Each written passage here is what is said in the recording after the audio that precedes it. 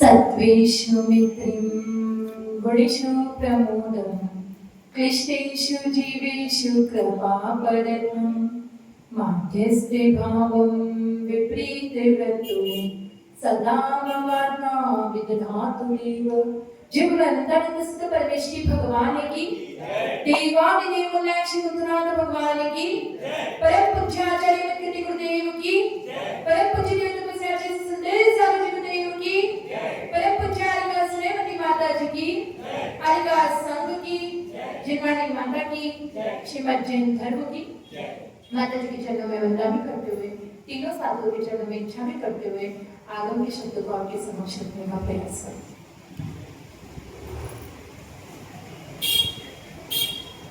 संसारी प्राणी जिन दोषों में, भोगों में, कामनाओं में, आकांक्षाओं में क्या करता है, इसको थोड़ी सी कम करो।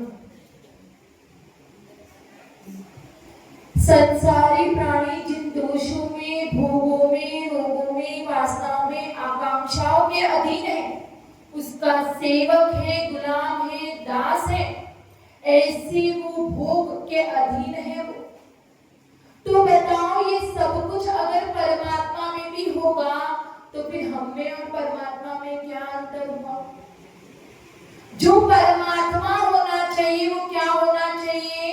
हमसे अलग होना चाहिए, उत्कृष्ट होना चाहिए, हमसे बिल्कुल भिन्न होना चाहिए। जो परमात्मा सबसे उत्कृष्ट पद पे है उनकी विशेष लक्षण होंगे कि नहीं होंगे? एक सामान्य से स्त्री होती है, एक सामान्य से मनुष्य भी होता है, उसकी भी स्वयं की कुछ न कुछ पहचान तो होती है। तो क्या वो परमात्मा की पहचान नहीं होगी?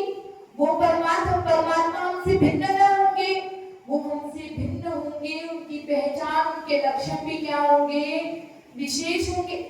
तो आचार्य देव कह रहे हैं कि तुम उनको समझो, पहचानो, तभी जाकर क्या करना? नमस्कार करना। किसी भी अल्वा गद्वा रागी द्वेषी को परमात्मा मानकर नमस्कार मत करना, नहीं तो तुम्हारी क्या होगी? फजिती होगी। एक कहानी, एक नगर में कुम्हार था। वो कुम्हार के पास में एक गधा था। उसको अपने गधे से बहुत बहुत प्यार था, बहुत लगाव था, और उसके गधे का नाम था गंधर्व से। अब क्या हुआ, एक दिन ऐसा आया कि वो गधा चल बसा, और वो गधा मर गया। तो उसको इतना कुम्हार को बुरा लगा, वो दहाड़े मार मार के क्या करने लगा? रोने लगा, चिल्लाने लगा। अब उसको रोता हुआ देखकर, चिल्लाता हुआ देखकर क्या हुआ? सारे नगर के लोग इकट्ठा हो गए कि क्या हो गया। और उसको रोता हुआ देखकर वो कहने लगा, हाय गंधर्व से तुम चले गए, हाय गंधर्व से, ऐसे कर करके वो रो रहा था। अब सबने उसको सुना तो सबको लगा कि गांव के बाहर जो एक साधु रहते थे उसका नाम क्या था? गंधर्व से। तो सबको लगा कि वो चला गया, क्योंकि वो इतना अच्छा था। उसके पास जाके हम सारी प्रॉब्लम कहते थे, सारी समस्या कह देते थे, तो वो सारा सलूशन दे देता था। अब हम किसके पास जाएंगे और अपनी समस्या का निवारण कराएंगे? तो सबके सब उसके साथ में क्या हुए? जोर जोर से रोने लगे, और सबने उसके वियोग में आकर क्या किया? अपने सिर मुंडा दिए। अब सबके सब सिर मुंडा के रो रहे हैं। और उस समय क्या हुआ? थानेदार वहां से निकला, और वो जो थानेदार था वो भी इन सबसे प्रभावित हो गया, और वो भी सिर मुंडा कर वहीं पर रोने लगा। अब उस समय संयोग से जो नगर का सम्राट था वो नगर भ्रमण के लिए निकला। अब उसने देखा कि सब रो रहे नगर में, ऐसा क्या हो गया है? मंत्री को भेजा कि जाओ पता लगाओ कि क्यों रो रहे। तो मंत्री ने पता लगाया तो पता चला कि गंधर्व से नाम का जो साधु था वो मर गया। तो उसने कहा कि तुम्हें ये बात किसने बताई? तुम्हें कैसे पता चला कि वो नगर के बाहर रहता है? तुम्हें यहाँ किसने बताया? तो वो कहते हैं वो कुम्हार ने बताया। अब वो कुम्हार के पास जाकर पूछता है, तुम्हें कैसे पता चला कि गंधर्व सिंह मर गया? तो वो कहता है कि क्या बात करते हो साहब, मेरा गधा मरेगा और पता भी न चले। तो इसी तरीके से सबने बिना सोचे समझे क्या किया, सिर मुंडा लिए और सब रोने लग गए। नहीं पूछा कि कौन गंधर्व से, कौन था, कैसा था, कुछ भी जानकारी नहीं।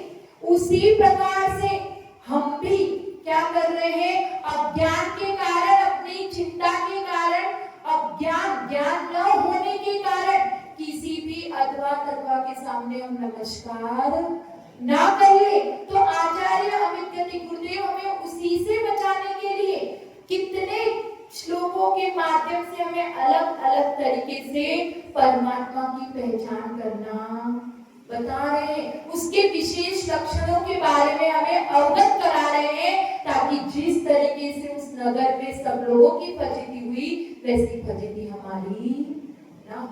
तो अब आगे के श्लोक में आचार्य अमित गति गुरुदेव परमात्मा के कौन से विशेष लक्षण के बारे में बता रहे हैं, उसे पढ़ते हैं। यो व्यापको विश्वजनीन वृत्ते सिद्धो विबुद्धो दुःखकर्मबन्ध ध्यातो धुनिते सकलं विकारं सदैव देवो हृदये ममाश्रम। यह जो विश्वजनीन वृत्ते मतलब क्या, विश्व मतलब संसार के सभी जीवों के लिए जो क्या है, हितकारी प्रवृत्ति करते हैं, सर्व हितकारी प्रवृत्ति के कारण, ठीक है।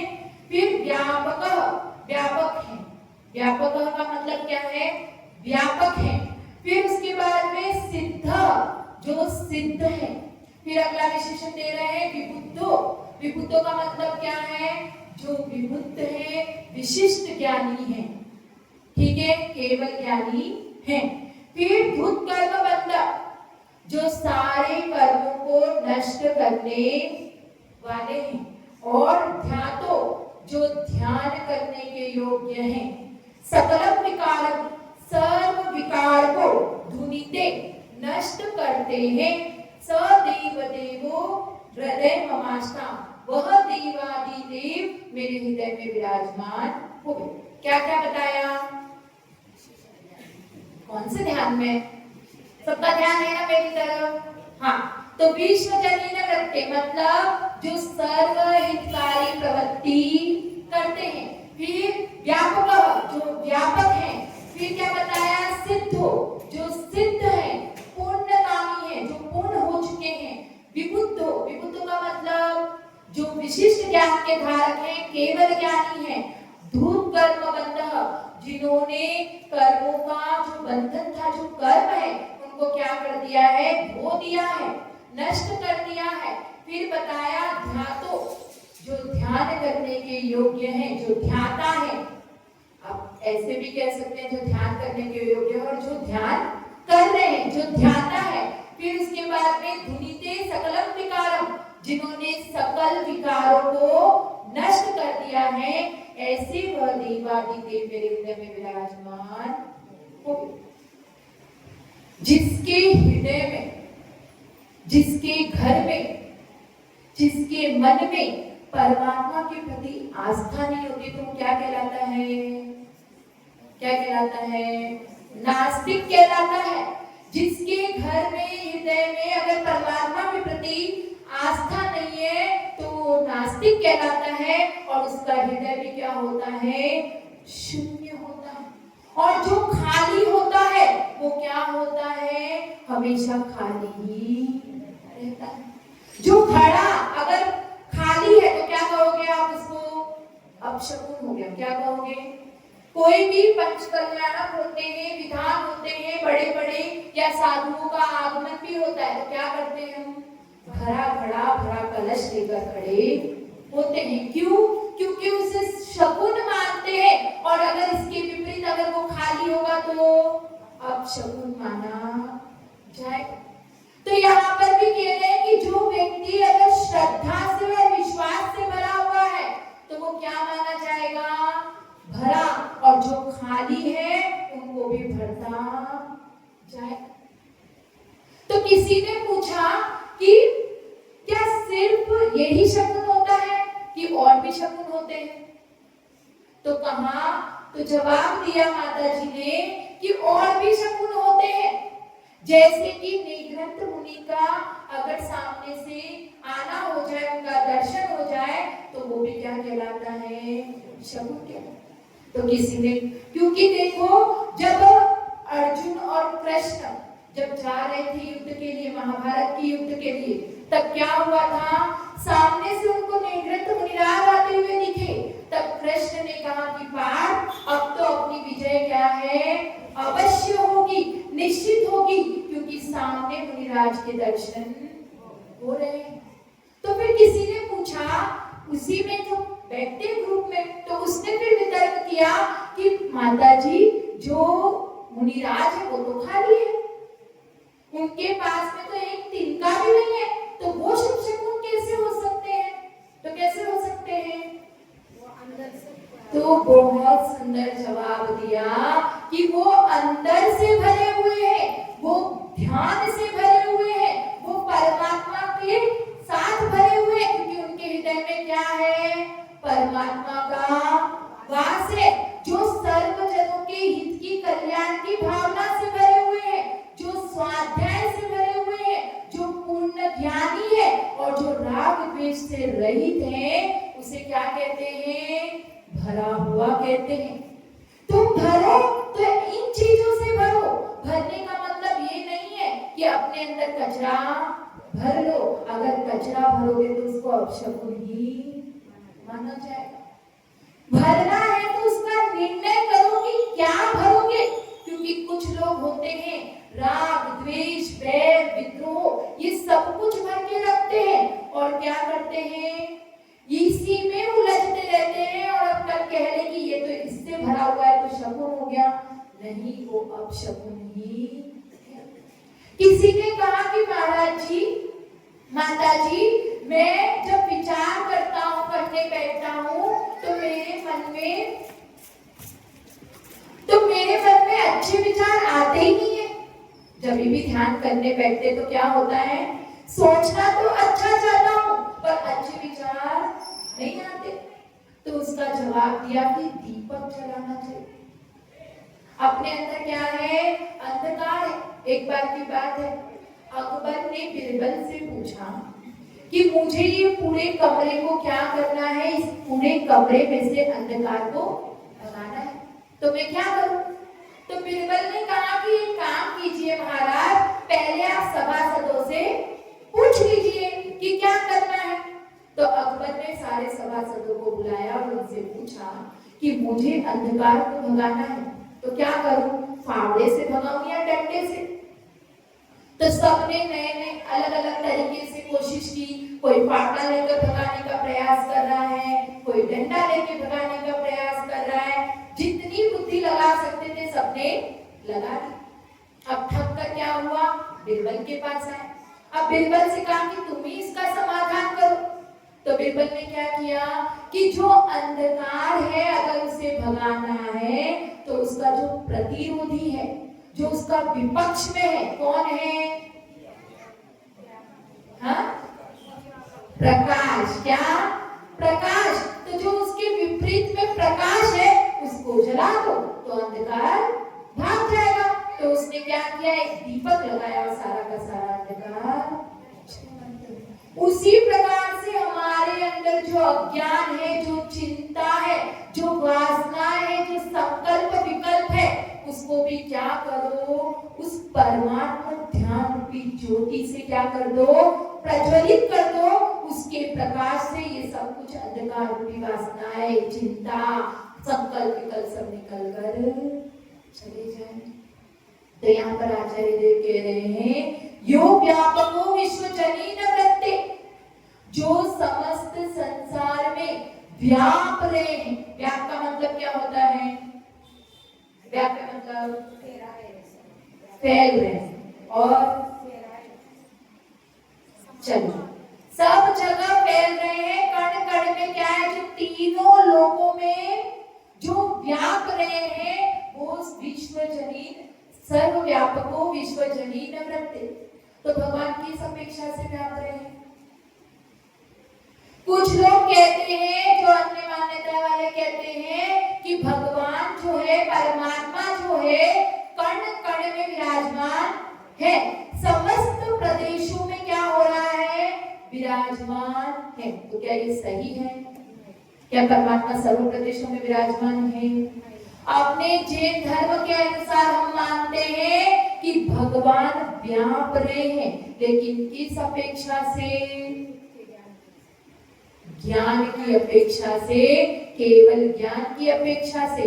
क्योंकि उनके ज्ञान में, उनके केवल ज्ञान में समस्त पदार्थ, उन समस्त द्रव्यों की त्रिकालवर्ती पर्याय को क्या कर रहे हैं, वो एक साथ जान रहे हैं। उनके ज्ञान में वो झलक रहा है, क्योंकि समस्त पदार्थों में उनका ज्ञान उनको जान रहा है, समस्त पदार्थों को। तो उस अपेक्षा से क्या हो गया, उनका ज्ञान सर्व में व्याप रहा है। इसीलिए व्यापक कहाँ है?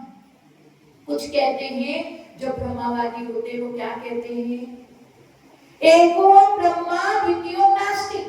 क्या कहते हैं?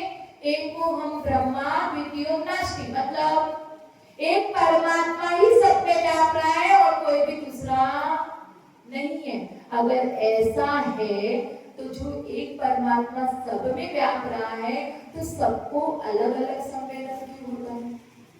अगर किसी एक को तकलीफ हो रही है तो सबको क्या होनी चाहिए, तकलीफ होनी चाहिए। अगर सबको एक को सुख हो रहा है तो सबको क्या होना चाहिए, सुख होना चाहिए। तो सब में अलग अलग प्रतिक्रिया क्यों दिख रही है? तो इससे प्रूव होता है कि एक ही परमात्मा सब में व्याप नहीं रहा है, सब अपनी अलग अलग सत्ता लेकर विराजमान है। और सबके अंदर शक्ति रूप से क्या है, परमात्मा है। सब में परमात्मा बनने की क्षमता है। उस प्रकार से भी हम कह सकते हैं कि सर्व में परमात्मा व्याप रहा। और एक और अपेक्षा है, कौन सी? एक और अपेक्षा है, कौन सी है? जो केवली समुद्घात होता है। क्या होता है?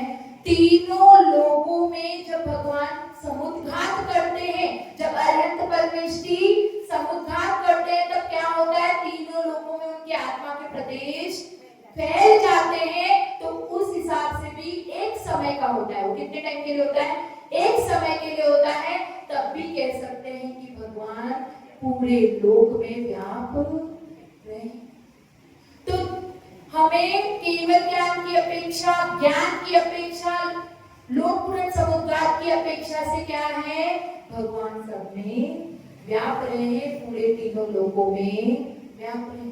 फिर अगला विशेषण दिया है, क्या दिया है? जो सिद्ध है, जो सिद्ध परमेष्टि क्या हो गए हैं, जो लोक के अग्रभाग में विराजमान है, उनको क्या कहा है? जो सिद्ध है।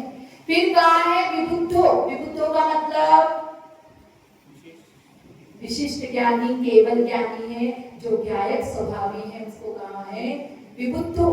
फिर अगला विशेषण दिया है धूत कर्म बंध, जो कर्म बंधनों के विध्वंसक है।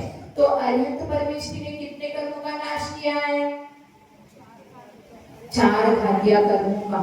और अगर सिद्ध परमेष्टि की अपेक्षा से लेंगे तो 8। तो यहाँ पे दोनों अपेक्षा से ले सकते हैं। अगर अरिहंत परमेष्टि है तो उन्होंने 4 घातिया कर्मों का नाश किया है, और अगर सिद्ध परमेष्टि है तो 8 कर्मों का संपूर्ण रूप से नाश किया है। फिर अगला विशेषण है ध्यातः, जो ध्यान में चिंतन करने वाले के। ध्यातः, जो व्यक्ति उनका ध्यान करता है, जो उनका चिंतन करता है, वो क्या करते हैं? उनका वो सकलम विकारम धुनिते, जो उनके सारे विकारों को नष्ट कर देते हैं। कौन?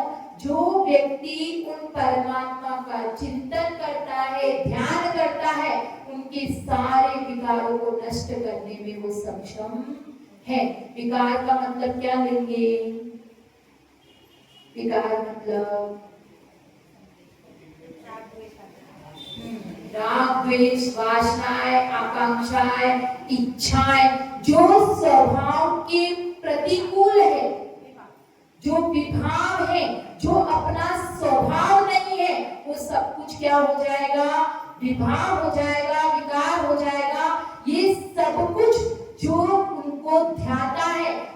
हृदय में विराजमान करता है वो सब कुछ नष्ट हो जाते हैं। तो ऐसे वह देवादिदेव मेरे हृदय में विराजमान हुए। जय भगवान जय सुंदर सागर जी गुरुदेव की परम प्रचारिका स्नेह प्रतिमा जी।